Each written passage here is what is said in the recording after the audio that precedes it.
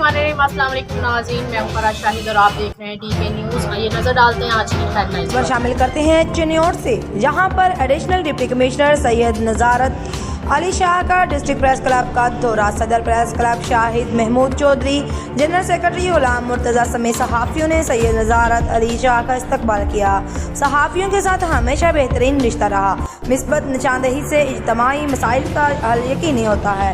इस मौका पर सदर district press club Shahid Mahmood ने कहा कि सैयद नज़ारत अली शाह जैसे अफसरान हमारा सरमाया है।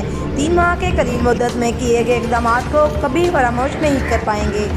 डिस्ट्रिक्ट प्रेस क्लब की जानिब से सैयद नज़ारत अली शाह को तारीखी सर्टिफिकेट भी पेश किया गया। ये सलमा इतना क्यों इतरा रही है? सुना है सलीम भाई को बोनस मिला है। बोनस मिला है? हाँ बोनस मिला है, देखो बोनस मिला। तुम्हें ना मिला कभी बोनस? बोनस मिला है, देखो बोनस मिला। सलमा, सुना है सलीम भाई को बोनस मिला है। मुझे? इन्हें नहीं, बोनस तो मुझे मिला है। हाँ? नया 3 किलो बोनस। 1 किलो महंगे पाउडर की कीमत में 3 गुना ज्यादा पाउडर। बनाए झाग ज्यादा, निकाले दाग ज्यादा। वाह सलीम भाई, क्या बात है। बोनस की बोनस मिला है, सबसे ज्यादा मिला।